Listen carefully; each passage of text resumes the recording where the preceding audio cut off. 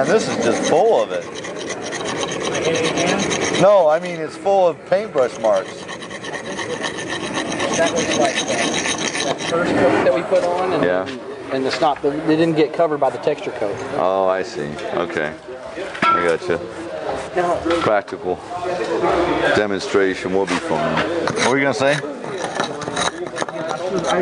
Some of my questions are just because we haven't got to it yet. Like this kind of stuff. Why would stain not affect that differently than it will this? Is it? It will, but you won't see it. It's not the same that I'm used to using then. It's a whole different world. Because if I do an overlay and I have a polymer sitting on top, it will. You would see every run in this thing with my stain. I see what you're saying. Every single run. I'm not going to see it with ours. It's not a big deal. I try and eliminate that. The guys are, my guys especially, I got to run after them all the time. Brush that in. Don't leave it. Because you're right, you'll see a tailing of it. But in the way we stain this, it's not going to be. What? What? What's that puppy like? Maxwell? Oh, the Hayward? It's not. It's the North Star is the one I like. But no, this is not going to be a problem. I'd rather. More opaque because it's not a translucent stain. Right. It is going to be translucent, but this will come right off. I mean, this won't even be an issue. Covering mud up these, Jim? Nah, that's all right. Well, seeing we got the mud, yes. Can we use this? Skylar, let's take a look at what Marcos and Daryl are doing. All right, class, let's try and reorganize here, and let's go to a focus. What we did here during your absence, because some of you participated and some of you didn't. Daryl and Marcos and Matt stayed around. I remember. And say your name one more time. Paul. Okay, I got 2 Pauls. I'm good. All right. Now, in this particular case, we made that one go down, but that's about it.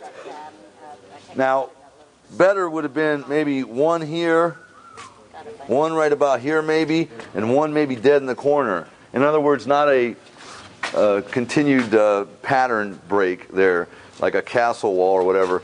But in true form, just trying to get the class going. Unfortunately, most often in classes, we are unable, time-wise, to get the perfection of saying, oh, this isn't good enough, we're going to stop now, we're not going to do stain next, and we're going to go back. And we emphasize that to you. As you go forth, quality control is essential to your success futuristically.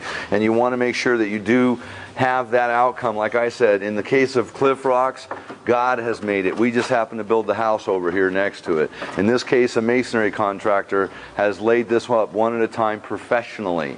There are no oddities. There are no imperfections. They're just carving this out right now, and you can see where we've thrown the mud in, and in this case it didn't really get washed out that well, but he's carving it out. I like getting it with the paintbrush and getting the most of that off, because again, you're covering God-given texture, and this is not going to be the same. So carve it out, get it to where it's perfected in the texture stage now is what we are in, and then we'll move on into a stain. We're trying to get everything here today like we did yesterday. We want to get it built to where we can texture it today, and then we're going to stain everything tomorrow. There are imperfections in this, but we've emphasized why and how they should be overcome. Any questions at this point? Does anybody want to try carving some of this out to get the feel of the timing that we've given it? It's a prop. Right now, under today's humidity and temperature, I think we've waited just perfectly. You guys think it's is it too wet, too dry, what? You go too much longer, it's going to get harder and harder and harder. God forbid you do it tomorrow. Now, we have Dremel tools. We have zip tools. We have grinders.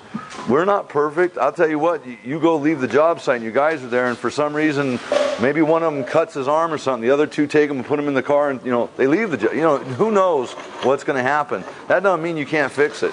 I would prefer to keep a timing there that was making it easier, but sometimes you don't always have that.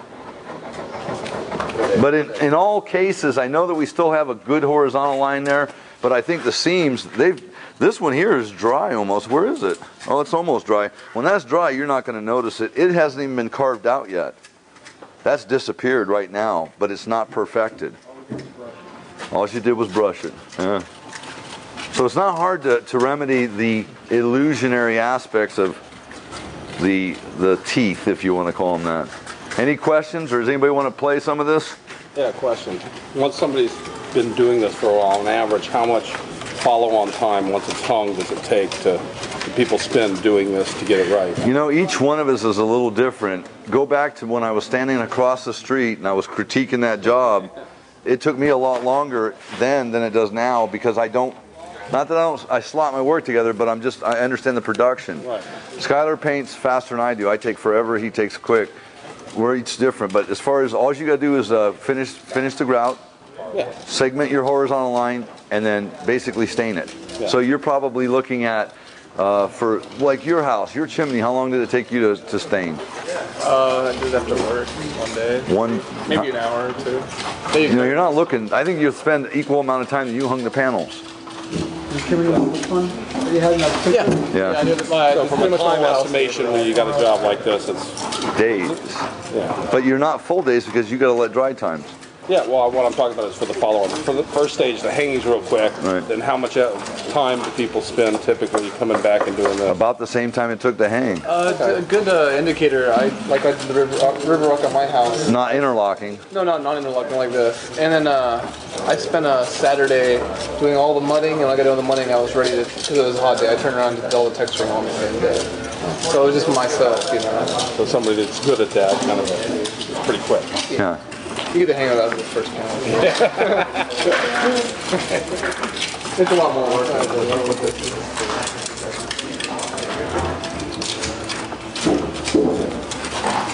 Come on, guys. The bank's going to close. We got to get the check from Mrs. Smith. Let's go. Let's go. Get that torch over here.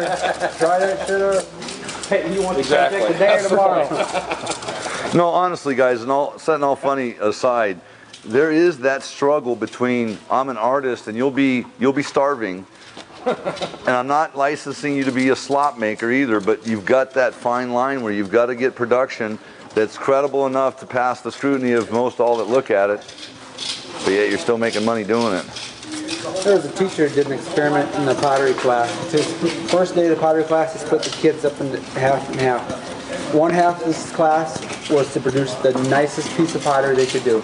And the other half, and that's what they're solely going to be graded on. The other half is going to be graded on how many pounds of finished pots they could make. At the end of the class, the guys that did by far the best work did the most pots. Really? Yeah. You mean the best looking? The best looking, the best quality, the highest end pots were the ones that knocked out the most. Wow. Instead of working on one perfect one, you knock out 50 shit ones to get those two great ones. Oh, I see what you're saying. You know, I mean, just the process of learning hands-on, you knew what worked, what didn't work, what it shifted. I can definitely see that. Yeah. That's your mentality. I still got that, well, I better work on this one pot for the next 5 years. No. So you run the business, right? Hell no. I oversee Production. Learn the way on the way. But usually what happens is I'm overseeing and he comes down for a smoke break. He's like, hey, what's going on over there? I have to oversee that a little closer. Just like American Chopper, huh? Pretty much. His office is just up Without throwing stuff. He put a size 12 on somebody's hat. Actually, watching that show, it does mirror. I mean, not so much, but it mirrors it from time to time. Makes everything exciting. Makes life worth it, though. What's the deal with these rocks here? That's fiberglass? Yeah, these are our Duralite rocks that are pre-molded. Yeah, we did in the beginning. I just said these are products. If you look at our Duralite rock website, you look under molded rock, you'll see our S size, like John's sitting on. That's the biggest one, and then the M ones are in the. Where are the M ones? Right, what Brent's sitting on, in that back one, and then the L series. That's the smallest L, and that's the largest L. So large, medium, and small. Right, and there's different sizes. And there's a lot of different varieties of profiles. We can color it to any color that you want. Da da da da da. You can also color it on site. And they don't need any other type of... No, they're a done deal. They're a done deal. All right, ready to stain? All right, I think what I'll do is I'll let Marcos continue on this. The rest of us are going to come on over here. Did we get all this done? Then what we've done here is, it's been what, an hour and a half since lunch? So hour and a half to 2 hours since we put any of the topping on here, and they're just knocking it down now. In some cases we had